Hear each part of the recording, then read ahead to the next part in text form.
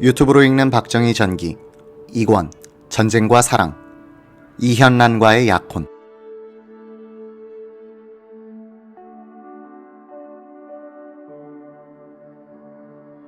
1947년 가을 춘천에서 8연대 격리장교 박경원 대위가 결혼식을 올렸다.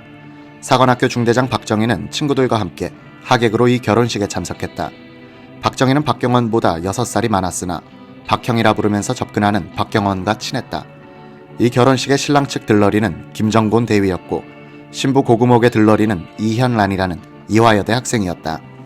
김정곤은 그날 밤 이현란을 포함한 하객들과 유쾌하게 놀았다. 이현란은 미인이었다. 몸매는 날씬하고 얼굴은 이국적으로 생긴 데다가 성격이 쾌활했다. 나이는 김정곤보다 많게 보여 친구들이 다른 건 다 맞는데 나이가 안 맞는군 이라고 농담도 했다. 다음에 김정곤은 용산에 있는 육군장교 관사로 박정희 대위를 찾아갔다가 깜짝 놀랐다. 그 들러리 아가씨가 박 대위와 같이 살림을 하고 있는 것이었다. 놀란 것은 박경원도 마찬가지였다. 박경원도 결혼한 뒤에 용산 관사에 살림을 차렸다. 이 관사초는 미군들이 사용하다가 철수한 뒤 우리 장교들에게 넘겨준 것이었다. 서양식을 한국식으로 개조해 온돌과 장작 아궁이를 만들어 쓰고 있었다. 한 집에 방이 서너 개 있는 좋은 관사였다. 박경원이 하루는 퇴근하여 오니 아내 고구목이 말하는 것이었다. 결혼식 때 들러리를 섰던 친구가 아무래도 박정희 씨와 같이 살고 있는 것 같아요. 고구목은 원산에서 출생하여 루시여고를 나온 뒤 교사 생활을 잠깐 하다가 월남했다. 이현란과는 여고 시절 동창 사이였다. 박경원은 섭섭했다. 평소 허물없이 지내는 사이인데 왜 자기에겐 한마디도 하지 않았단 말인가. 더구나 한 30m밖에 떨어져 있지 않은 관사인데.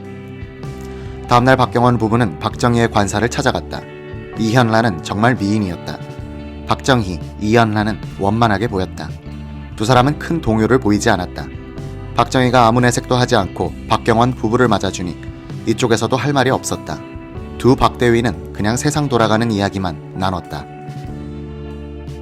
고구목과 이현란은 부엌에서 무어라 이야기를 하고 있었다. 집에 돌아온 박경원 대위는 지피는 데가 있어서 같은 격리장교인 이효에게 물어봤다. 이 대위는 껄껄 웃으면서 자초지종을 말해줬다. 함남 출신인 이효는 사관학교 2기생으로서 박정희와 동기였지만 나이는 5살이 많았다. 이효는 2기생들 가운데 최연장자였다. 박정희도 나이가 많은 축에 들었기 때문인지 두 사람은 생도 시절부터 친했다.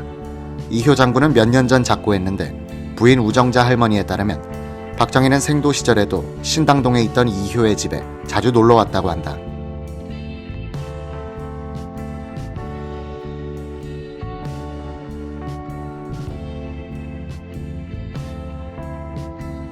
그분은 이야기를 아주 구수하고 재미있게 하셨어요. 자기 자랑을 전혀 안 하시는 분이라 인상에 남았습니다. 이현란은 제 남편의 조카와 함께 영어학원에 다녔다고 해요. 우리 집에도 놀러온 적이 있습니다. 들러리를 서게 된 것도 남편이 권유했기 때문입니다. 이효 대위가 박경원 대위한테 털어놓은 사정은 이러했다. 당신 결혼식 날 우리끼리 한잔했지. 그 자리에서 박정희가 내게 오더니 이렇게 말하는 거야.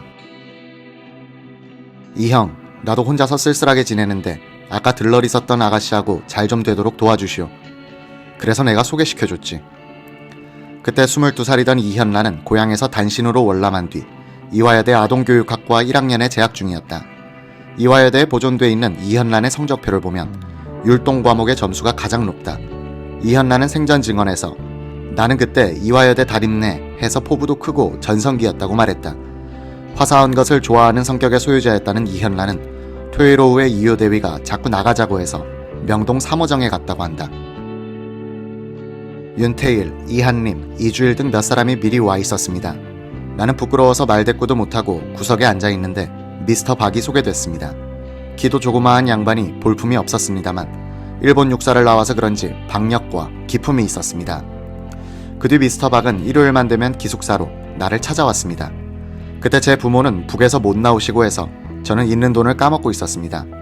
의지할 곳이 필요했습니다. 그런 형편에 침착한 미스터 박이 저에게 잘해주니 여자로서 끌렸습니다. 좀 더 좋은 사람이었으면 하는 마음도 있었지만 주위에서 양쪽을 다 부추겨서 약혼을 하게 됐습니다.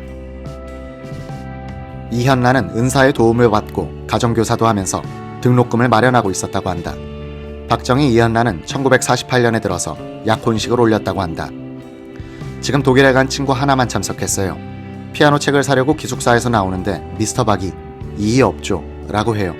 저는 부끄러워서 대답도 못했는데 그걸로 응한 걸로 됐습니다. 가보니 여러 사람들이 와 있었습니다. 명동의 한식집인데 너무 당황해서 간판도 보지 못했습니다. 내 친구는 내가 마음의 준비가 있었던 줄 알았나 봐요. 박정희는 이연란에게 자신이 이미 장가를 들어 10살이 넘은 딸까지 두고 있다는 말을 하지 않았다. 박정희는 이 즈음부터 본처 김호남과 이혼하려고 애쓴다. 큰딸 박재옥의 기억. 어느 날 아버지가 오랜만에 집에 오셨습니다. 집안 어른들과 뭔가 심각하게 의논하셨는데 아마도 이때 이혼하기로 결정하셨던 것 같습니다. 어머니는 너무나 속이 상해서 어쩔 줄 모르셨습니다. 너희 아버지가 아무래도 이상하다. 서울에 딴 여자가 있는 것 같구나. 어쩐지 내가 이 집 식구가 될 수는 없을 것 같구나 라고 하셔요. 박재옥은 엄마 그게 도대체 무슨 말이에요? 하고 물었다. 이혼을 한다는 거지. 엄마 이혼이 뭐예요? 이제 너희 집에서 못 살고 쫓겨나게 된 거야. 그러면서도 김호남은 절대로 내 손으로는 이혼을 안 해줄 거야. 내가 이렇게 속이 썩었으니 자기도 당해봐야 돼 라고 했다.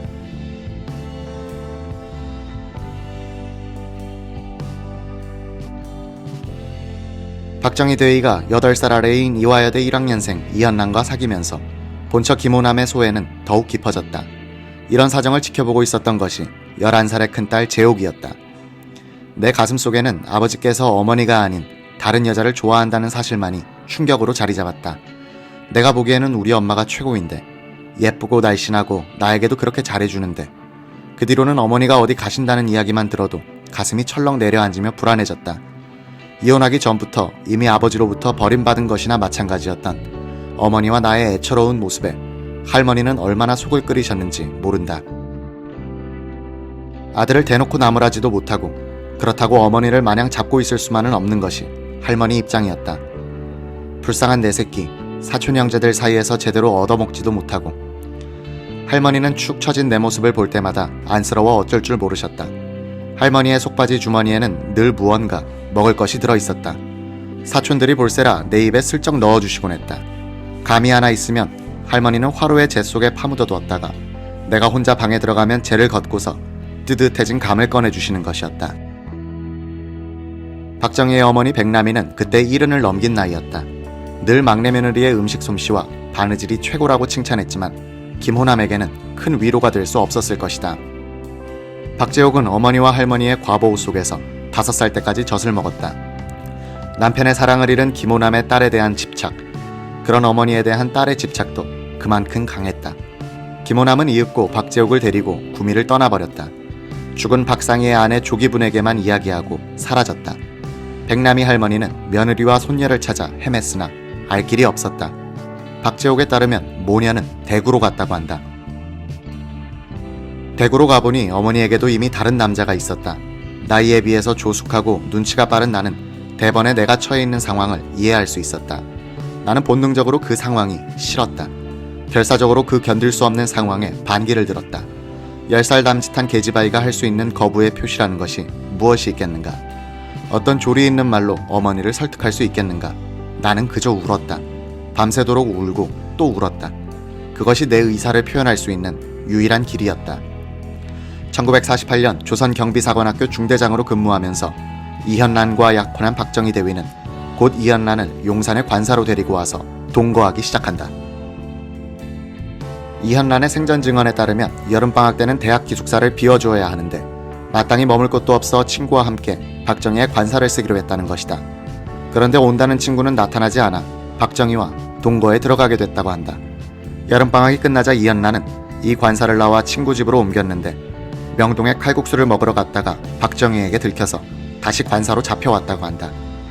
맨날 피했다가 들켜서 다시 관사로 오곤 했습니다. 그분은 신사였습니다. 내가 나이가 어린데도 식사하쇼 라면서 존대를 했습니다. 인격 있고 무게 있고 말이 없고.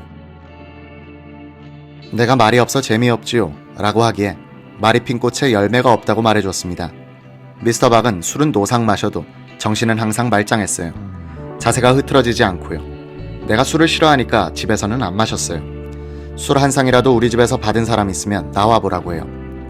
누가 오기만 하면 벽장에 숨어 다른 사람을 만나지도 않았습니다. 서로 다칠까봐 조심했던 때이니까요. 그분은 일본 교육을 받은 탓에 독한 사람이었지만 다정다감한 사람이었습니다. 여자의 기분을 맞추어 주는데 철두철미했어요. 그 이상 다정다감할 수 없었습니다. 이때 박정희는 이연남 몰래 본처 김호남과 헤어지기 위해 이혼 수속을 하려고 애를 태우고 있었다. 김호남은 이혼 서류에 도장 찍는 것을 거절하고 어디론가 가버린 데다가 김호남의 아버지도 딸을 대신하여 도장을 찍어주기를 거부하고 있었다. 박정희가 조선 경비사관학교 중대장으로 있으면서 한편으로는 좌익에 빠져들고 다른 편으로는 이연란이란 미인을 만나 난생 처음으로 연애를 체험하고 있던 1948년 여름 뭉게구름이 모여들더니 폭풍으로 변하고 있었다. 그해 8월 17일 윤희중회 218명의 7기 특별반 사관 후보생들이 입교했다. 이들은 거의가 일제시대의 군 간부로 근무했던 경력자들. 일본 육사 58기 출신인 정래혁, 박정희의 만주군관학교 동기 이주일도 이때 들어왔다. 8월 20일 이들 생도는 완전 무장을 하고 태릉학교 근처의 산을 돌아오는 10km의 구보를 했다. 여기서 민영식, 서청하 생도가 일사병으로 죽었다. 그해 8월 1일로 소령으로 승진했던 박정희 중대장은 사고의 책임을 지고 직위 해제되고 말았다. 이 무렵 만주군관학교 1기 선배인 이기건이 월남하여 박정희를 찾아왔다. 그는 광복 후 북한에서 인민군이 창설되자 장교로 입대했다가 공산주의가 체질에 맞지 않아 남한으로 탈출했었다. 서울에 와서 친구들을 만나보니 최남근과 박정희가 남로당에 들어갔다는 것을 단박에 알 수 있었습니다. 박정희를 만나서 북한의 실정을 이야기해주고 손을 씻으라고 했지만 아무 말이 없었습니다. 다음날 최남근을 만나서 손을 떼라고 했더니 여보, 나는 하는 일이 없소 라고 잡아떼더군요. 내가 이런 충고도 마지막이다고 못을 박았습니다. 그 이튿날인가 박정희 소령이 나를 당시 경복고 앞에 있던 어떤 집으로 데리고 갔습니다. 강찬선, 조병건, 그리고 이재복이 기다리고 있었습니다. 술을 많이 마셨는데 이재복이 나에게 말을 시키는 것이 내가 북한 공산당으로부터 무슨 밀명을 받아서 내려온 것으로 착각하고 있는 것 같았습니다. 나는 겁이 나서 변소에 가는 척하고는 맨발로 달아났습니다. 유튜브로 읽는 박정희 전기 2권 전쟁과 사랑. 박정희 체포되다.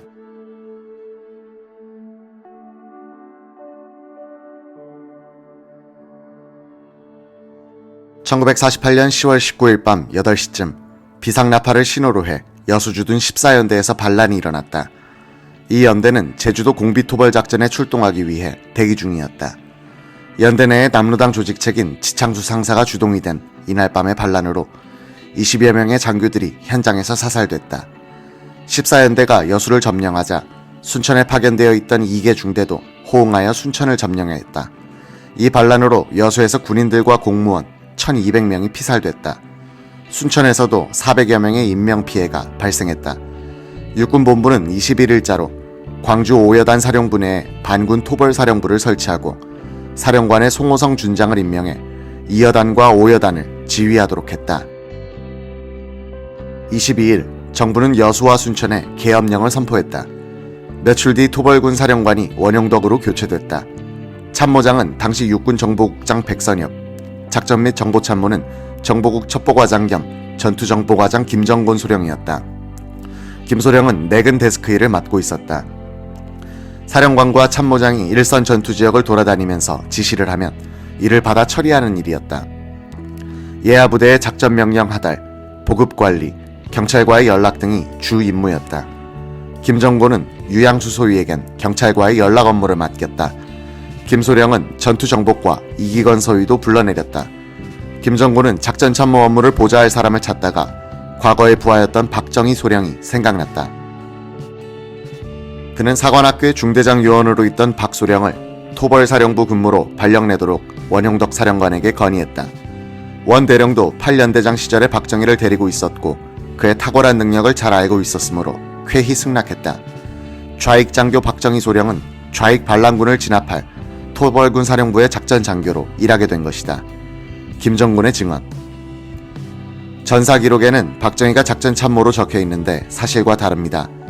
나를 보좌해 상황판 정리, 작전관계 보고서 작성 따위에 일을 했죠. 아주 능숙하게 일을 했고 이상한 낌새는 느낄 수 없었습니다. 따라서 한간에서 이야기하듯 반란군에 유리하게 부대 배치를 했다는 소문도 사실이 아닙니다. 광주 토벌사령부에 내려온 짐 하우스먼 대위는 미 군사고문단장의 특사 자격이었다. 박정희에 대해서는 미국 사람을 싫어하는 인물이란 정보가 있어 그는 통역을 중간에 넣어 대화를 걸어봤다. 박정희는 영어를 상당히 이해하는 것 같았으나 영어로 말하려 하지는 않았다. 박정희는 이때 속으로 깊은 고민에 빠져 있었을 것이다. 이미 시동이 걸린 숙군 수사가 자신에게까지 다가오지 않을까 불안에 휩싸여 있었겠지만 누구한테도 의논할 수 없는 문제였다. 이런 박정희를 더욱 불안하고 곤혹스럽게 만드는 사건이 생겼다. 박정희와 함께 남로당에 속해 있던 군내의 좌익 거물 최남근 15연대장이 토벌사령부로 연행되어 온 것이다. 15연대는 마산에 주둔하고 있었다. 여수 14연대가 반란을 일으키자 최남근은 하동 방면으로 출동하라는 명령을 받았다. 10월 21일 그는 1개 대대를 이끌고 지리산에 도착했다. 이때 반란군의 기습을 받았다. 최 연대장은 조시영 소위와 함께 반군에 붙들렸다가 엿새 뒤에 하동군 화계장터에 나타났다. 최남근은 나중에 군법회의에서 이렇게 말했다. 반란군 두목 김지회 부대와 부딪혔을 때 그를 죽일 수도 있었는데 같은 말씨이고 같은 함경도고 해서 인간적인 양심상 죽이지 못했다. 그래서 내가 손을 들고 합류했다.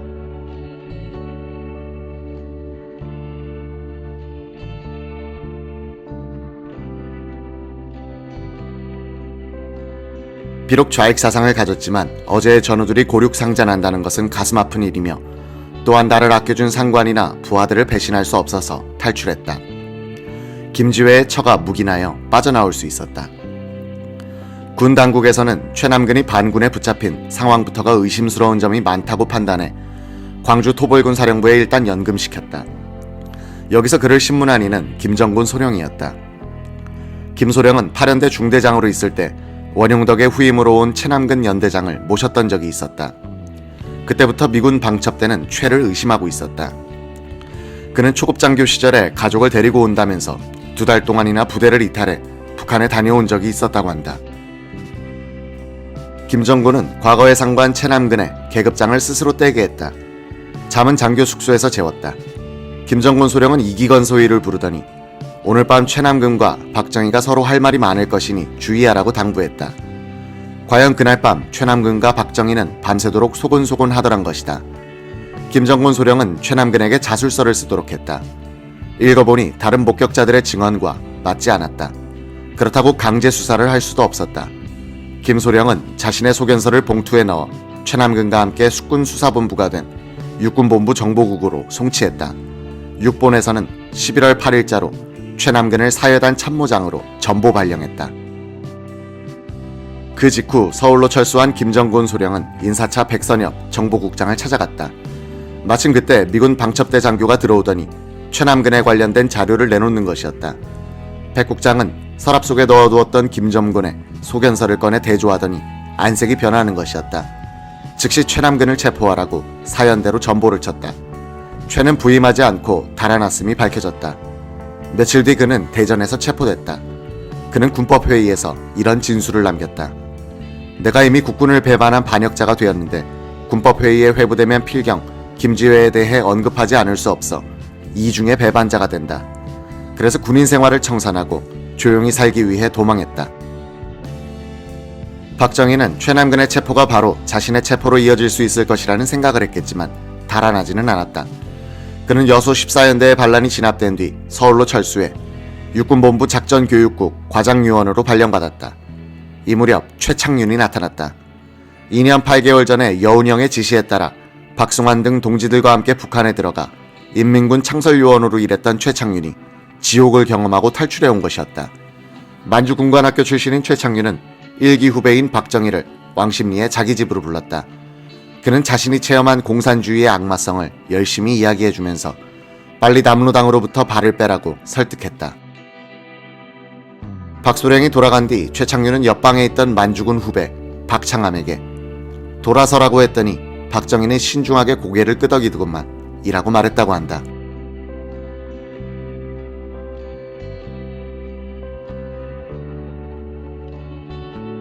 군내의 남로당 조직에 깊숙이 빠져있던 박정희 소령은 북한 공산주의를 체험하고 월남한 만주 군관학교 선배 최창윤의 말을 듣고 마음이 흔들렸을 것이다. 최창윤은 남북 합작에 대한 희망을 품고 월북했다가 김일성 일당의 행태를 가까이서 본 뒤 절망한 과정을 설명했다. 최창윤, 박창암, 박임항, 방원철 등 만주군 출신 장교들은 광복 직후 박승환을 중심으로 서울에 모였다가 여운형의 지시를 받고 김일성의 인민군 창설에 참여하기 위해 1946년 초에 월북했었다. 광복 전 박승환은 만주군 조정사로 있으면서 여운형의 밀명을 받아 민족의식이 강한 조선인 만주군 장교들 수십 명을 포섭해 항일 조직을 만든 사람이다. 봉천에서 광복을 맞았던 그는 이틀 뒤 군용기를 타고 서울에 도착해 여운형의 건국준비위원회를 돕고 있었다. 박승환은 공산주의자들이 많이 낀 사병집단 조선국군준비대를 만들어 학병 출신인 이혁기 총사령 아래서 부사령이 됐다. 만주군 출신 동지들을 모아놓고 박승환은 김일성이 만들고 있는 인민군에 기간요원으로 참여했다가 나중에 남북이 합작할 때 남북한 군대 양쪽에 포진하고 있는 우리가 통일의 주도권을 잡아야 한다고 설득했다. 당시 만주군 출신들은 남한에 상륙한 미군의 행태와 이에 영합한 일부 한국인들의 작태에 분노하고 있었다. 그들은 소련군에 대해서는 가난하긴 하지만 미군보다는 나을 것이다 라는 환상을 지니게 됐다. 박승환과 만주군 동지들은 월북해 김일성을 만났다. 김일성은 이들을 창군 작업에 참여시키지 않고 각급 학교에 배치해 반공 학생들을 선무하는 데 이용했다. 여운형이 북한을 방문했을 때 박승환은 북한의 지도층을 만나본 소감을 물었다고 한다. 여운형은 한동안 말이 없더니 이윽고 입을 뗐다. 글쎄, 북조선에 새로운 노동 귀족이 생겼다는 것이 정확한 표현이 아닐까. 박창암, 방원철도 똑같은 결론에 도달했다. 방원철은 김일성과 측근들의 호합한 생활을 보고 충격을 받았다. 굶주리는 인민들과 사병들을 코앞에 두고 김일성 일당이 거리낌 없이 벌이는 주지육림의 향연과 교양 없는 행동거지를 목격한 방원철은 이놈들이 공산주의의 탈을 쓴 마적단이로구나. 정치 집단이 아니라 깡패 집단이다. 라는 결론에 도달했다. 최창윤은 애덤 스미스의 국부론을 거기서 읽고서 또 다른 충격을 받았다. 방원철도 최창윤으로부터 그 책을 빌려서 읽어보고는 눈이 새롭게 뜨이는 체험을 했다. 공산주의 이론을 공부하면서 쌓였던 의문들이 국부론을 통해서 해소되는 것이었다. 박승환과 동지들은 북한에 와서 비로소 공산주의의 악마성을 직시하게 됐다. 1947년 박승환과 동지들은 몽땅 숙청돼 감옥에 들어갔다가 박승환은 옥사하고 최창윤 등 다른 사람들은 1948년 9월에 출소하자마자 남한으로 탈출했다. 최창윤과 박창암은 남쪽에 남아있던 몇몇 동지들이 남로당에 들어가 버린 것을 발견하고는 그들을 찾아다니면서 손을 떼도록 설득하고 있었다. 최창윤은 자신의 이런 공산주의 절망 체험을 만주군관학교 후배 박정희 소령에게 들려줬다. 공산주의를 체험한 사람이 공산주의를 관념으로만 아는 사람을 설득하는 이런 모습은 지금껏 한국에서 되풀이되고 있는 풍경이다. 박정희 또한 공산주의에 중독된 골수분자는 아니었다. 형의 피살과 이재복 최남근 인맥이 인정을 앞세워 접근해 박정희의 반골적 기질을 자극하자 자연스럽게 공산당 조직에 휩쓸려든 것이다. 박정희 소령은 며칠 뒤 숙군 수사기관에 체포되자마자 과감하게 공산주의와 절연하고 자신을 고백한다. 최창윤의 설득이 그런 결단의 한 원인이 되었을 것이라는 게 박창암의 짐작이다. 최창윤과 박창암은 그에 앞서 여순 14연대 반란 사건이 터지기 전에는 만주군 선배인 최남근 연대장을 좌익에서 손떼게 만들려고 애쓰고 있었다. 월남한 지 2주가 지난 10월 초순, 박창암은 파고다 공원 옆에 있던 한 호텔로 최남근을 찾아갔다. 박창암은 만주군 시절의 간도 특설대의 하사관으로서 최남근을 상관으로 모셨고 그의 인격에 감복했었다. 왜 내려왔나? 북한은 우리가 생각했던 것과는 너무 다릅디다. 형님도 이제 손을 떼시오. 박창암의 공산주의 체험기를 듣고 난 최남근은 동요하는 빛을 보였다. 내가 발을 빼면 죽는다고 약한 말을 하기도 했다. 박창암이 비겁하다고 몰아붙이자 최중령은 말했다. 내가 자네 말을 못 믿는 것은 아니지만 워낙 내 생각과 다르니 최창윤이를 데리고 와. 다음날 박창암과 최창윤은 최남근을 찾아가 밤이 새도록 이야기했다. 새벽이 밝아오는데 이윽고 최남근이 결단을 내렸다. 알았어, 발을 빼지. 그러면 나는 죽는데. 여순 14연대 반란 사건이 터지자 최남근은 이러지도 저러지도 못하고 방황하는 모습을 보이다 체포됐다.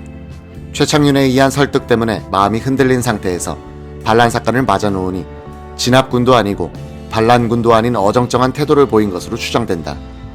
박정희 소령의 체포에 대해서는 용산 관사에서 동거하던 이연란의 증언이 실감난다. 답을 해놓고 기다리고 있는데 이호 대위가 찾아왔어요. 술을 마신 모양인데 저에게 돈을 얼마 주면서 당분간 기다리라고 해요. 미스터 박이 출장 갔다는 겁니다. 그랬다면 아래채로 전화를 했거나 메모라도 전해왔을 텐데 밤새 생각해도 이상했습니다. 다음날 강문봉 대령 부인에게 찾아가서 물었더니 부인이 아직도 몰랐느냐면서 남편을 불러서 체포 사실을 알려주는 거예요. 너무나 기가 막혔습니다. 지금도 그 생각만 하면 가슴이 떨릴 정도로 쇼크를 받았습니다. 많은 사람들이 관사에 왔다 갔다 했습니다. 나이는 어리고 의지할 데가 없는 저로서는 이북에서 그게 싫어 왔는데 빨갱이 마누라라니. 얼마 후 수사 담당자 김창룡이가 찾아와서 경위를 설명해줬습니다. 미스터 박의 메모도 전해줬습니다. 미안해 어쩔 줄 모르겠다. 이것 하나만 믿어주라. 647기생 졸업식에 간다고 면도를 하고 아침에 국방부로 출근하니 어떤 사람이 귀뜸해주더라. 내가 얼마든지 차 타고 달아날 수 있었는데 현란이를 사랑하기 때문에 안 갔다. 이것이 나에게 얼마나 불리한 것인지 아는가. 그러나 난 괘씸했습니다. 유튜브로 읽는 박정희 전기 2권 전쟁과 사랑. 서대문 형무소에서 전기 고문을 당하다.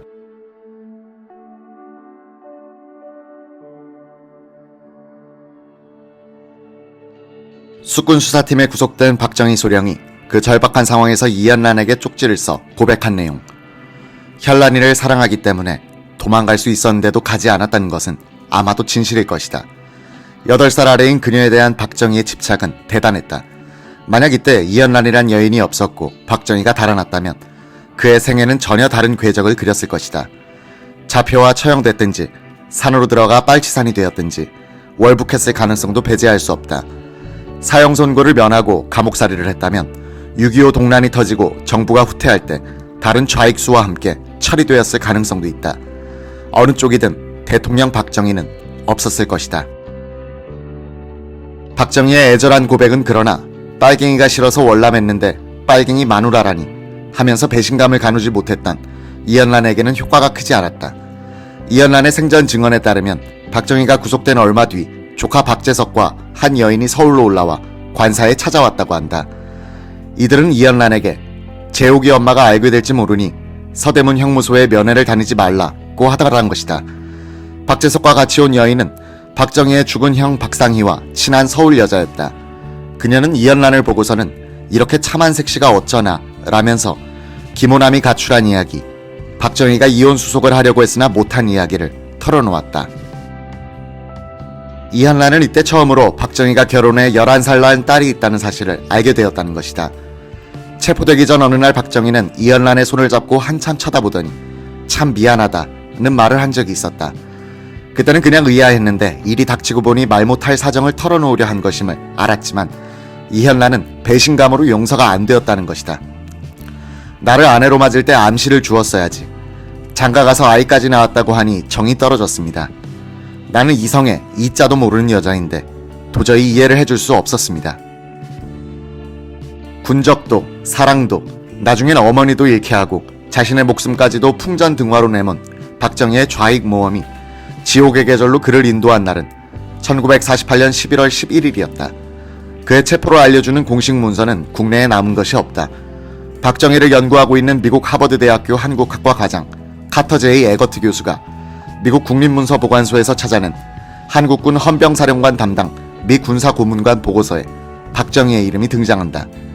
고문관 WH 세코대위가 한국군 참모총장 담당 미군 고문관에게 보고한 이 문서에는 반란 행위로 구금된 장교들 명단이란 제목으로 7명의 명단이 적혀있다.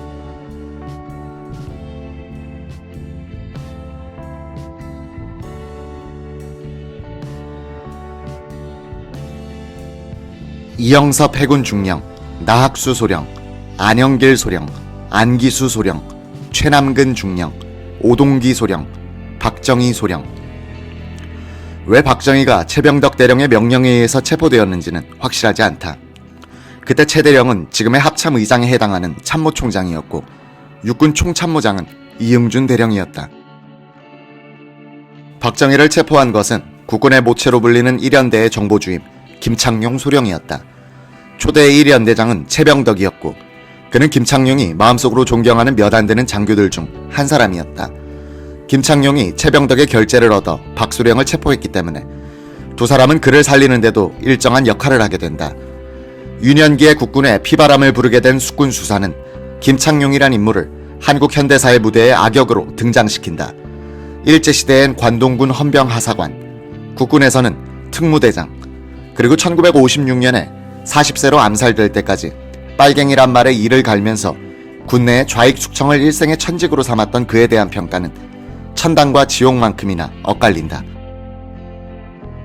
일제시대의 고문 기술자들을 부리면서 관제 빨갱이를 양산한 이승만의 충복에서 군내의 공산세포를 미리 제거해 6.25 동란 때 국군의 붕괴를 예방한 구국의 영웅까지 인물평이 극과 극으로 갈리는 김창룡. 그가 여자와 부패를 멀리하고 부하들을 반공이념으로 의식화시켜 그야말로 악귀처럼 공산당과 치열하게 대결해 갔다는 사실은 부인할 수 없다.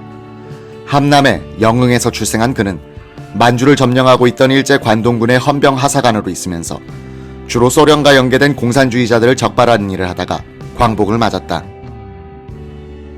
고향에 돌아온 그는 친구와 친척의 고발로 2번이나 소련군에 체포되고 2번이나 사형 선고를 받았으며 2번 다 탈출해 1946년 4월에 월남했다.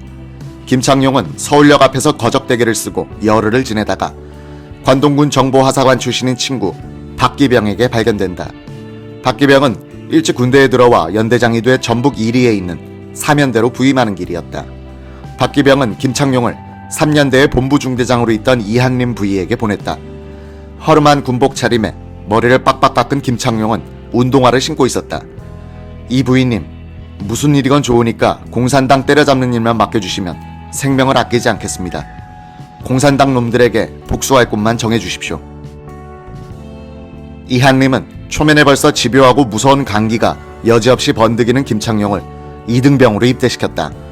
6달 뒤 김창룡은 상관의 추천을 받고 사관학교 3기생으로 입교했다. 김창룡은 나는 3기생의 8알이 적색분자라는 것을 알 수 있었고 5.1균 생도대장, 조병건 교수부장, 김학림 중대장이 공산당 지령을 받고 움직인다는 사실을 간파했다고 했다. 김창룡은 졸업한 뒤 1연대 정보장교로 부임했다.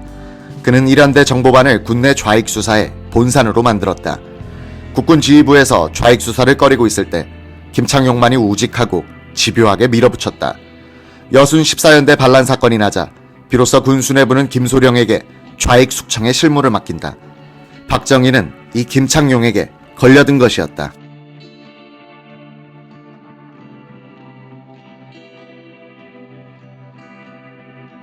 박정희 소령이 수감된 곳은 지금 신라호텔 부근의 남산 기슭에 있던 헌병대 영창이었다.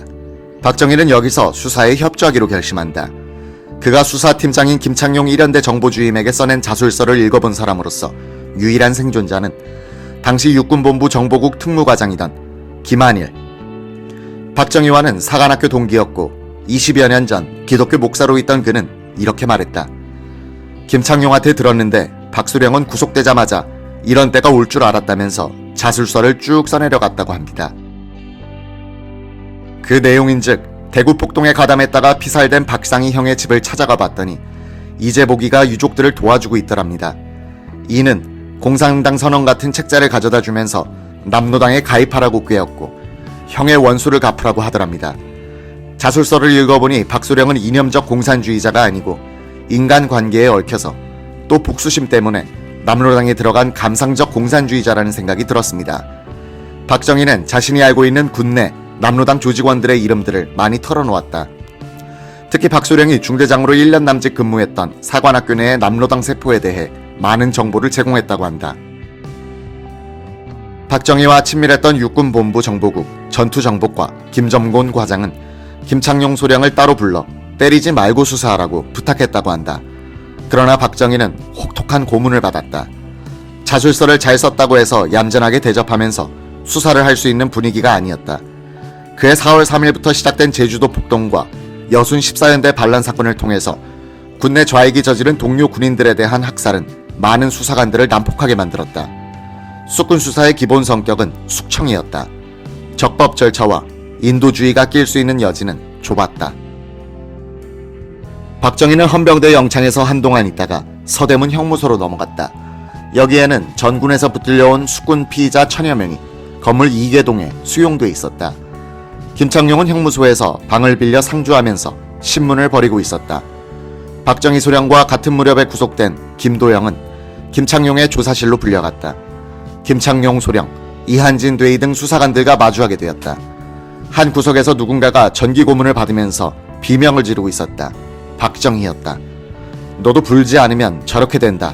고 겁을 주기 위해서 고문하는 것 같았다. 김소령을 신문하던 사람이 너 이러다간 죽으니 우선 아무나 대고 재판받을 때 부인하라고 충고했다. 김소령은 우선 살고 보자는 생각에서 같은 연대의 장교 2사람을 찍었다. 이 둘은 구속돼 조사를 받고 풀려났다. 김소령도 재판에서 무죄를 선고받고 석방되자마자 공비토벌에 투입됐다. 경인지구 부대의 숙군 책임자는 특별부대 정보처장 차오성 소령. 그는 서대문 형무소에서 김창룡의 조사실 옆방을 쓰고 있었다.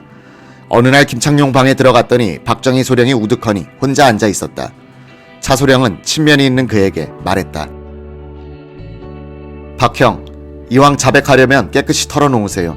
솔직히 불어야 속도 후련해질 것이오. 너무 걱정 마시오. 박정희는 이미 다 털어놓았다고 대답했다. 박정희를 신문한 사람은 일제시대 학병 출신으로서 힘이 장사인 이한진 대위. 그는 사관학교 5기생으로서 당시 중대장 박정희와는 사제지간이었다. 박정희와 육사 동기이고 그와 친하다가 최남근에게 포섭될 뻔했던 한웅진 대위는 이즈음 박정희를 면회간 적이 있었다. 박정희와 육사 동기이고 그와 친하다가 최남근에게 포섭될 뻔했던 한웅진 대위는 이즈음 박정희를 면회간 적이 있었다. 박정희는 처참한 몰골이었다. 무좀으로 고생한다고 해서 약을 사넣어주고 왔다. 박정희가 남로당 세포라고 털어놓은 사람들 가운데는 억울한 사람들도 있었다. 아마도 고문을 이기지 못해서 허위 진술을 한 것이리라. 그들 중 한 사람이 육군 항공사관학교 교수부장 박원석 대위였다. 1949년 1월 박정희 담당 수사관인 이한진이 사관학교 5기 동기생이기도 한 박대위를 연행해 갔다. 항공사관학교 교장 김정렬은 일본 사관학교 4년 후배인 박원석 대위가 그럴 리가 없다고 확신했다. 다음날 명동 증권거래소 건물 안에 있던 김창룡의 수사본부를 찾아갔다. 음산한 분위기였다. 곳곳에서 신음소리, 수사관의 고함소리가 어두컴컴한 복도를 타고 들려왔다. 김창룡은 관동군 헌병 출신으로서 정규 일본 육사 출신에게는 고분고분한 특징이 있었다. 그는 김정렬에게 예의를 갖췄다. 아니 남의 교수부장을 빨갱이라고 잡아가면 어떻게 하오? 아닙니다. 그놈은 빨갱이가 틀림없습니다. 증거가 있소? 예, 있습니다. 이것을 보십시오. 김창룡이 차트를 펼쳐보았다. 웬만한 사람의 키를 넘을 만큼 큰 차트에는 남로당 수뇌부를 정점으로 해 밑으로 피라미드 모양으로 퍼져나간 남로당 군사조직표가 그려져 있었다. 깨알같은 글씨로 조직원들의 이름들이 적혀 있었다. 박원석 대위의 이름은 박정희 소령 밑에 올라 있었다. 아니 박원석이가 무엇을 했길래? 드러난 것은 없지만 박정희의 세포입니다. 김정렬은 박정희가 일본 육사 57기 유학생대에 다닐 때 박원석이 58기로서 그때부터 서로 알고 지낸 정도로만 짐작하고 있었는데 같은 세포라니 어리둥절할 뿐이었다. 김정렬은 몇 달 전의 일이 생각났다. 항공사관학교 창설을 주도할 간부 7명이 육군사관학교에서 15일간 교육을 받는데 담당 중대장이 박정희 소령이었다. 박 소령은 일제시대의 군 경력이 훨씬 선배인 김정렬과 박범직을 매일 저녁 숙소에 초대해 술과 음식을 대접했다. 김정렬은 박정희가 만주 군관학교를 수석으로 졸업한 것을 알고 유심히 그를 관찰했다. 명망대로의 인물됨이었다. 그런데 그가 좌익이라니. 김정렬이 박원석은 물론이고 박정희 소령도 내가 보기엔 빨갱이가 아닌 것 같은데 라고 했더니 김창룡은 아닙니다. 그는 확실합니다. 라고 자신있게 대답했다. 유튜브로 읽는 박정희 전기 2권 전쟁과 사랑 백선엽 국장 도와주십시오.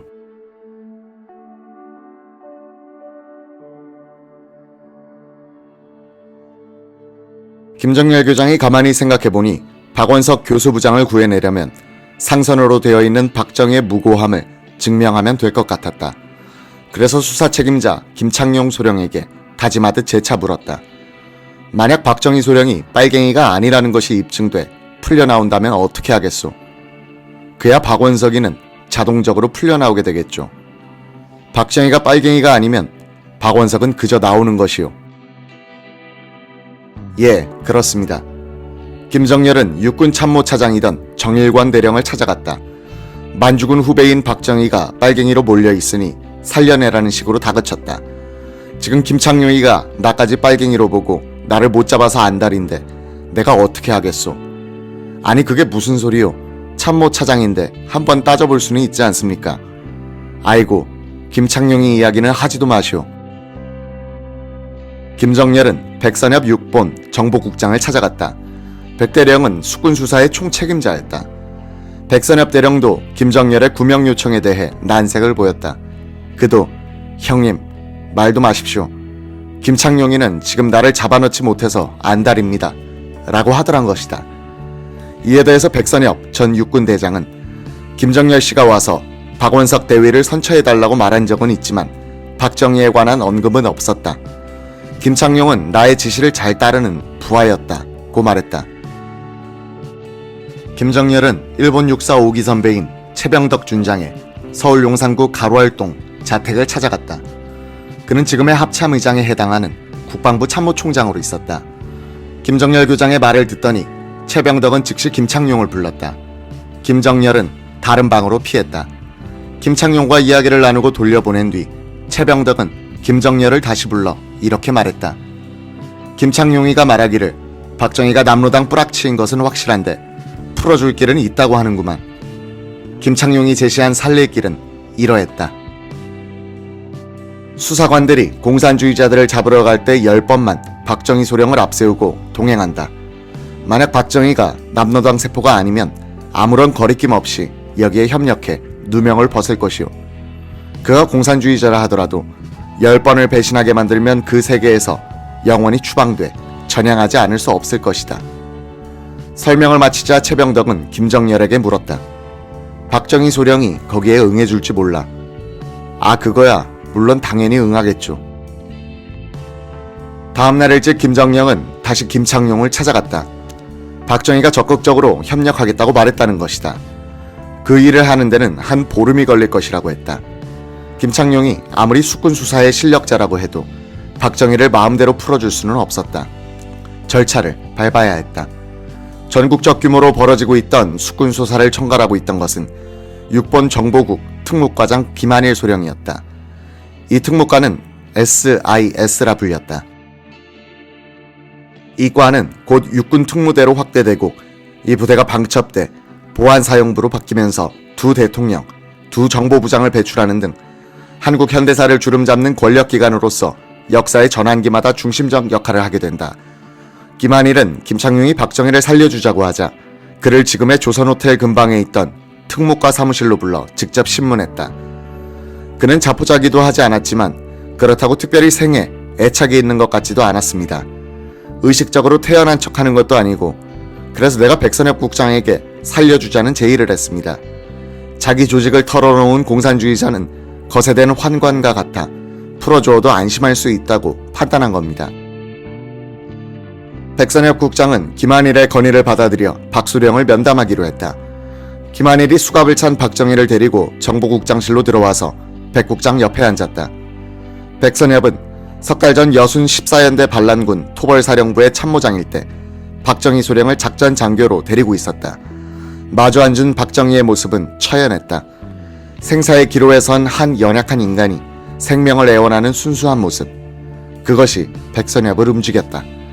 그는 저를 도와주십시오 라며 백선엽 국장에게 애원조로 말했다. 백선엽은 박정희의 그 말에 무심코 도와드리지요 라고 대답하고 말았다. 백선엽 장군은 지금도 그 결정적인 말이 무심코 나왔다고 또렷이 기억하고 있었다. 그 말이 결국 그를 살린 것입니다. 도와주겠다고 약속해놓고는 어떻게 살리나 하고 고민을 많이 했습니다. 통수계통을 따라 재가를 받아야 했으니까요. 그분이 살아난 것은 간단합니다. 저와 직접 대면했기 때문입니다. 수군 수사 책임자인 저에게 아무도 박정희를 살려달라고 부탁하지 않았습니다. 당시 무서운 수사 선풍이 불고 있어 누구도 감히 저에게 그런 말을 할 수 없을 때였습니다. 제 앞에 앉아있던 그분의 측은한 모습, 거기에 저의 마음이 움직인 겁니다. 개인적 친분으로 친다면 최남근 중령이야말로 백선엽이 구해야 할 인물이었다. 최남근은 봉천군관학교 선배이고 간도 특설대에서 같이 근무했으며 함께 38선을 넘어와 같은 날 임관해 군번도 백선엽 바로 앞이었다. 그런 백선엽은 수군 수사가 시작되자 잠적한 최남근을 체포하라는 명령을 내리는 입장이 되었다.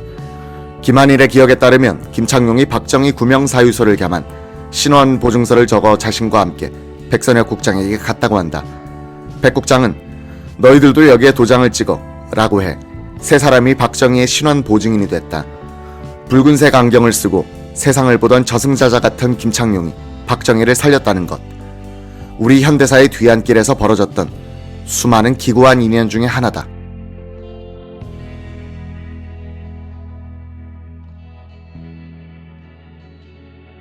국내 좌익세포를 숙정하는 수사 과정에서 박정희의 제보가 어느 정도였던가, 박정희의 역할과 위상은 어느 정도였던가를 따져볼 필요가 있다. 수사, 재판 기록이 없어진 현재, 이런 의문을 풀기 위해서는 관련자들의 증언을 종합하고 검토해야 한다. 육군정보국 첩보과장 겸 전투정보과장 김정곤이 이 무렵 박정희 소령과 인간적으로나 업무적으로 무척 가까웠다. 일기 선배인 김정곤은 또 일연대 정보주임으로서 수군 수사를 사실상 주도하고 있던 김창룡 소령의 보고 상선에 있었다. 수군 수사에 시동이 걸린 어느 날 김창룡 소령이 전화로 이재복이를 잡아왔습니다 라고 보고해왔다. 이재복이 누군데? 남로당 거물입니다.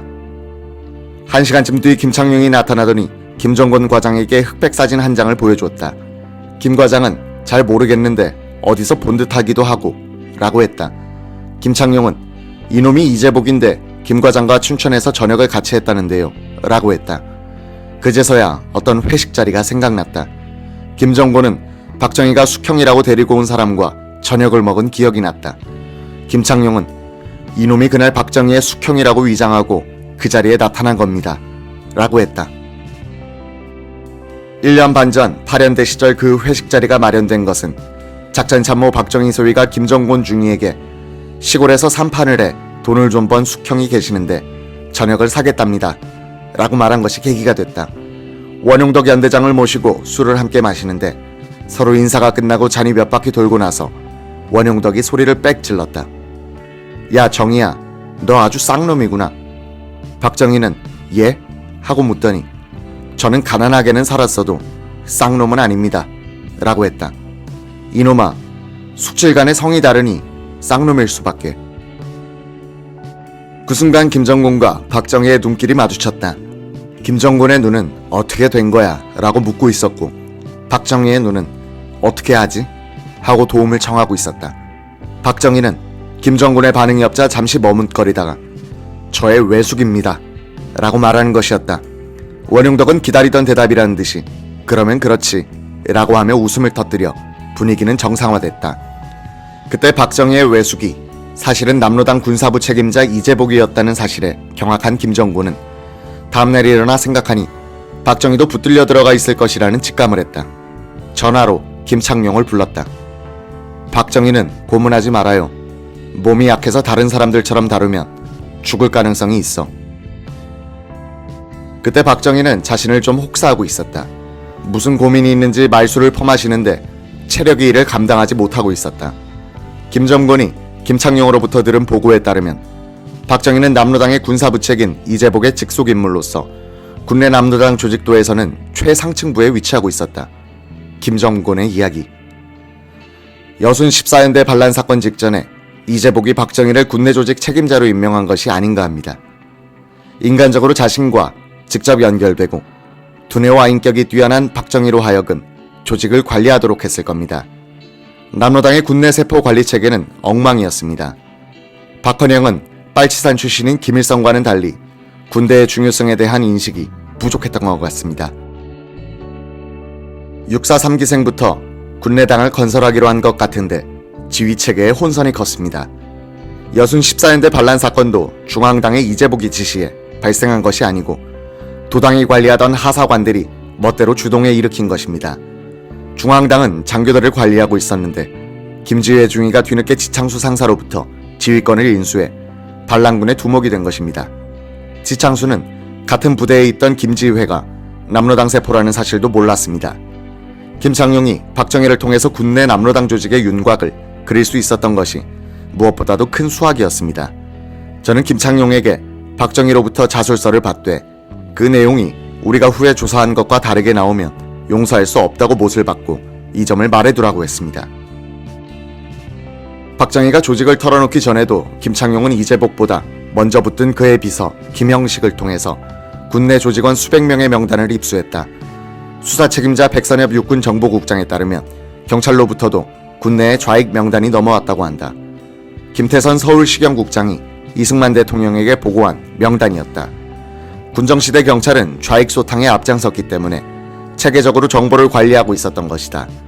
이 대통령은 미 군사고문단장 로버츠를 불러 그 자료를 내놓으면서 그동안 미군은 뭘 하고 있었는가, 이런 군대를 대한민국 정부에 인계했는가 책임지고 숙청하라고 다그쳤다. 이 명단은 이용준 육군 총참모장에게 건네줬고 숙군 수사 때 기초자료로 쓰였다. 이 경찰 자료와 이재복 비서로부터 압수한 명단 중에 박정희의 이름이 끼어있어 그의 체포로 연결되었던 것 같다. 박정희가 털어놓은 명단 때문에 군내의 좌익들이 몽땅 체포되었다는 주장은 과장이다. 좌익 세포가 가장 많이 들어가 있던 곳은 육군 사관학교였다. 1중대장 박정희 소령에 이어 1중대 2구대장 황택림 중위, 4구대장 장구섭 소위, 2중대장 강찬선 대위가 체포됐다. 그 이전에 사관학교에서 간부로 근무했던 오일균, 조병건, 김학림도 제거됐다.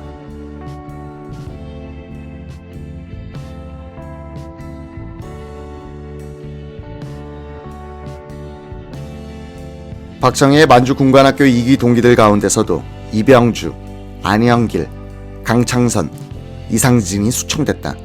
혈연, 학연, 군맥에 의해 좌익 인맥과 2중 3중으로 얽혀 있었던 것이 박정희였다.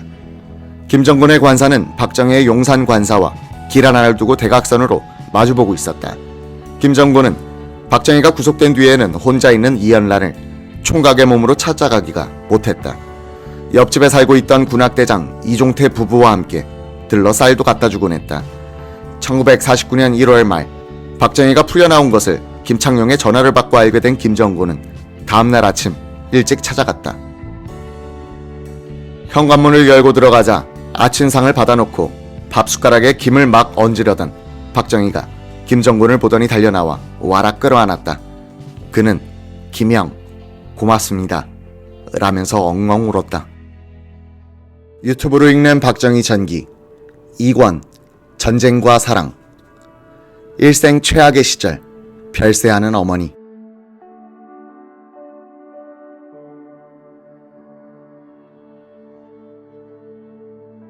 박정희를 살려준 백선엽 6본 정보국장은 자상하게 그의 뒤를 봐줬다. 석방시킨 뒤에는 일주일 동안 정양한 뒤 출근하도록 배려했다. 그 사이 백선엽 국장은 박정희 소령을 정보국 전도정보과 과장으로 발령냈다. 형이 확정될 때까지 현역으로 계속 근무하도록 한 것이다.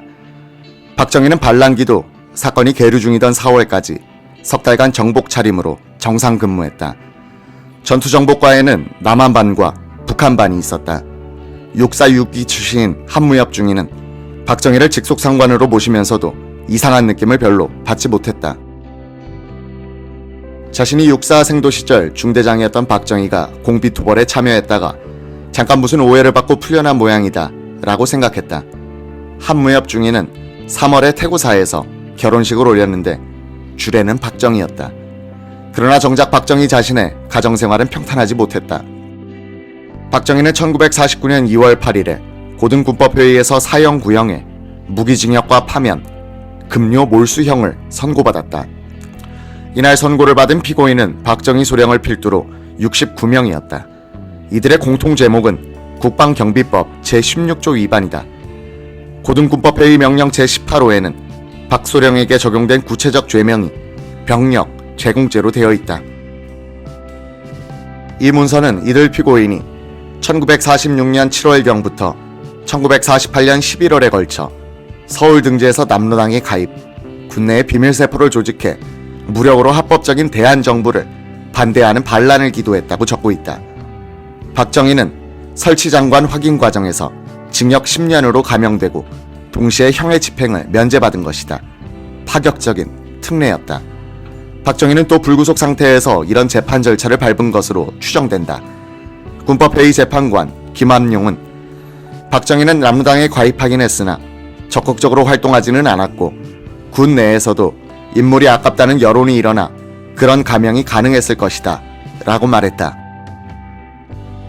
육사 생도대장으로 있으면서 생도들을 공산화하는 활동을 했다는 혐의로 사형 선고를 받은 오일균도 전향했지만 살릴 수 없었다. 수사관들이 그를 살려야 한다고 건의해 육군 수뇌부가 회의를 했으나 부결됐다고 한다. 오일균은 사형 집행장에서 대한민국 만세를 외치면서 죽어갔다고 전한다. 박정희는 대통령 시절 충북 청원군을 지나다가 한 마을을 바라보면서 저곳이 오일균의 고향인데 라고 중얼거리고는 생각에 젖더라고 한다. 박정희가 지옥의 문턱까지 갔다가 구사일생으로 살아 돌아와 민간인 신분으로서 새 삶을 시작하고 있던 1949년 5월 25일 오후 2시 수색에서는 박정희의 좌익 선배 최남근에 대한 사형 집행이 있었다. 호탕한 성격과 강렬한 민족의식으로 만주군 장교들 사이에서 존경을 한몸에 받았던 최 전 연대장은 여순 반란 사건에는 관련이 없었지만 남로당에 가입했다는 이유로 형장에 서게 됐다. 그에 대한 총사령을 집행한 것은 문용채 헌병 장교였다. 그는 만주군 장교 시절 최남근과 함께 비밀 항일 조직에 가입한 적이 있는 동지 사이였다. 최남근의 군 후배들과 미 군사 고문관 진 하우스먼 대위도 입회했다. 최남근은 이들과 일일이 악수를 나누면서 하직 인사를 했다. 문용채에게는 문형, 나 먼저 가요 라는 인사를 남기고 당당하게 총탄을 받았다. 이 장면을 하우스먼은 활동사진에 담았다. 최남근의 후배 박창함은 그가 동생에게 남긴 유서를 본 적이 있었다. 나모야, 큰형은 좌익 손에 맞아 죽고 나는 우익에게 죽는다. 이럴 때 어떻게 살아야 할지 잘 생각해서 처신하고 아무쪼록 부모님께 잘해드려라. 여순 반란 사건 직후부터 1년 이상을 끈 숙군 수사로 군대에서 추방된 사람들은 얼마나 될까? 숙군 수사 책임자 백선엽 당시 육군 정보국장은 전군이 약 8만 명이던 시절인데 10% 이상이 불명예 제대한 것으로 기억한다 라고 했다. 한국 전쟁사는 좌익 분자로 분류돼 수청된 장명을 830명, 연루된 민간인을 555명으로 집계했다. 처형된 장교들은 수십 명 정도였다고 한다.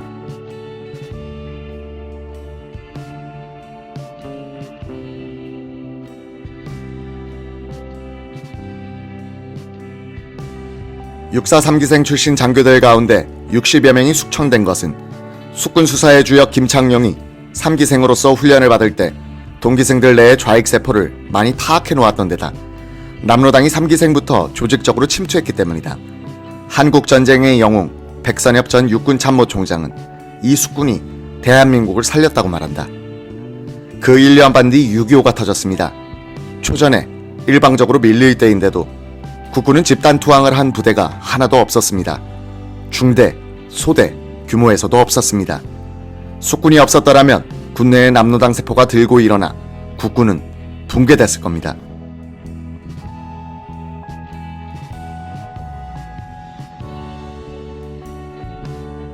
(1948년부터 1949년의) 숙군 수사는 일제시대의 독립투사와 공산주의자들을 추적했던 일제 고등계 형사들과 헌병 출신들 수십 명을 군 수사기관에 모으는 계기를 만들었다. 숙군 수사가 확대되자 육군은 전문 수사요원들을 확보하기 위해 이들을 끌어들였다. 그때 국회는 반민특위를 구성해 친일 경찰 출신들을 잡아들이고 있었다. 그들 중 상당수는 피난처 삼아 군대로 들어왔다. 일제 헌병과 고등계에서 봉사했던 이들은 숙군 수사에 공과를 남겼다. 그들은 사상 문제를 전문적으로 다루어 본 경험을 살려 마구잡이로 붙들려와 있던 억울한 피의자들을 많이 가려내 풀어줬다. 그들은 한편 고문의 기술자이기도 했다. 지금까지 어두운 그림자를 드리고 있는 우리 정보수사기관의 고질이 된 고문과 조작, 그리고 정치 개입의 뿌리가 이들과 연결된다. 이승만의 입장에서는 친일파의 손으로 좌익을 제거하는 이의제의의 전술이었다. 화보 페이지에 실린 병색의 박정희 모습과 전혀 다른 사진이 하나 있다. 1949년 4월 초 박정희 소령이 전투정보과 직원들과 태릉으로 야유회를 가서 찍은 기념사진이다. 야유회란 성격 때문인지 등장인물들의 표정이 모두 밝다. 박정희는 드물게 웃고 있고 후임과장 이우락 소령은 소년처럼 쾌활한 표정이다. 박정희 옆에 앉은 동거녀 이현란은 학생복 같은 흰옷을 입고 있는데 작은 사진에서도 미모가 눈에 띄일 정도다. 이 야유회 며칠 뒤의 일이다. 과의 선임하사 김희진 1등 상사는 서무직원 김인생을 육군 본부로 보내 문서를 수령해 오게 했다. 문서를 먼저 열람하던 김 상사는 깜짝 놀랐다. 무기형에서 징역 10년형으로 감형된 박정희의 형집행을 면제하고 파면한다는 내용이 있었기 때문이다. 언제나 그렇듯 김희진은 자신의 도장을 찍고 서류를 박정희의 코 밑에 살짝 내밀면서 작은 목소리로 과장님이라고 불렀다. 박 과장은 문서를 한번 훑어보더니 응, 알았어 라고 하는데 꼭 남의 이야기 하듯 했다. 이 과에서 근무한 지 2달밖에 안 되는 김 상사는 그때 처음으로 과장의 과거를 알았다고 한다. 김희진은 그날 많은 사병들을 모아놓고 명령서를 낭독하는 일을 생략하고 문서철에 철해놓기만 했다. 그 다음날 박정희는 정상적으로 출근했다. 군복을 벗고 까만 양복을 입고 있었다. 그 뒤 박정희는 직책도 책상도 없어 나오다가 말다가 했다. 백선엽 정보국장은 유양수 소령이 전투정보과장으로 승진했을 때 박정희를 비공식 문관으로 데리고 있도록 했다.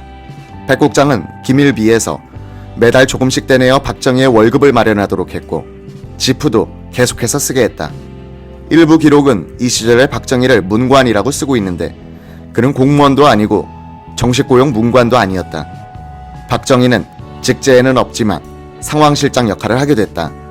1949년에 들어서면 지리산, 소백산, 한라산에서 공산빨치산의 활동이 격화되고 있었고 옹진반도에서는 북한인민군과의 국지전이 계속되고 있었다. 지서와 불학습격, 탄약과 식량탈취, 북한에서 내려보내는 빨치산 토벌 등 정세는 이미 전면전을 향해 달려가고 있었다. 상황실의 지도에는 붉은 전투지역 표시가 늘고 있었다. 박정희는 상황판을 유지하는 일을 돕고 있었다. 1949년 5월 4일에는 춘천에 본부를 둔 8연대 산하 1, 2대대를 좌익 성향의 2대대장이 인솔해 집단 월북해버리는 사건이 났다. 1대대장 표무원 소령은 실탄을 휴대하지 않은 대대병력을 이끌고 대북 시위를 하는 것처럼 위장하여 38선을 넘어갔다. 그리고는 인민군에게 포위됐으니 항복하자고 했다. 표소령은 일부 부하들이 말을 듣지 않자 인민군에게 신호를 보내 위협 사격을 요청했다.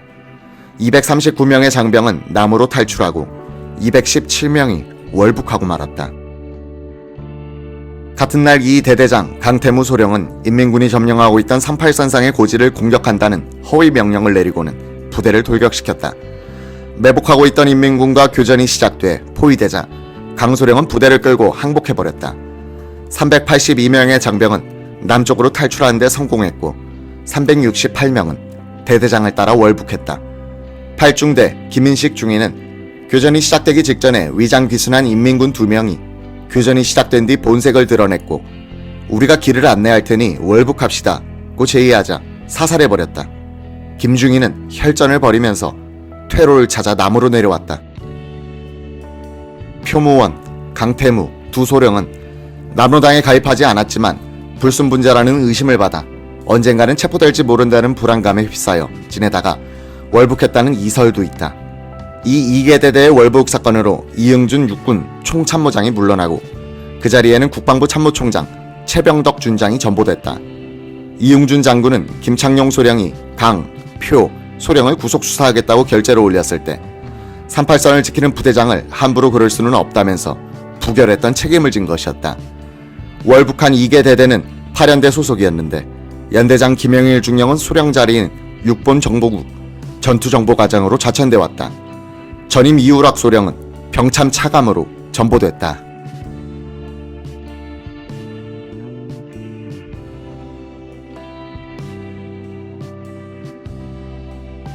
김영일은 이 월북 사건으로 혼이 난 때문인지 전투정보과에서 만난 남로당 전력자 박정희를 곱게 보지 않았다. 두 사람은 1960년 4.19 뒤에도 격돌하는데 이는 5.16의 한 요인이 된다. 김영일은 곧 다른 직책으로 떠나고 박정희와는 경비사관학교 동기생 사이인 김재현 소령이 후임 과장으로 부임했다. 1949년 여름에 어머니 백남이가 76의 나이로 별세했다. 44의 나이에 박정희를 임신한 것이 부끄러 그 생명을 떼려고 온갖 수를 다 써보았던 어머니는 막상 아들이 태어나자 미안한 마음까지 더 얹어서 박정희에게 사랑의 단비를 흠뻑 쏟아부었다. 그것이 박정희의 인격을 만든 결정적인 토양이었다. 백남이는 아들의 성공한 모습을 보지 못하고 박정희가 일생 중 최악의 상황에 빠져 있을 때 세상을 떠났다. 그만큼 박정희의 슬픔도 컸을 것이다. 박정희는 동거녀 이연나를 데리고 고향으로 내려갔다. 본처 김호남은 큰딸 재옥을 데리고 집을 나가고 없었다. 이연나는 박정희의 생가를 기어 들어가고 기어 나오는 것이라고 기억했다. 이연나의 생전 증언에 따르면 박정희 일가가 나서서 대학생 재수씨가 온다고 서울 멋쟁이라고 야단이었다고 한다. 그들은 광목에 물들여 옷을 해입고 나와서 떡해준다고 방아도 찍고 했지만 이연나는 하룻밤만 자고 혼자서 부랴부랴 서울로 올라왔다는 것이다.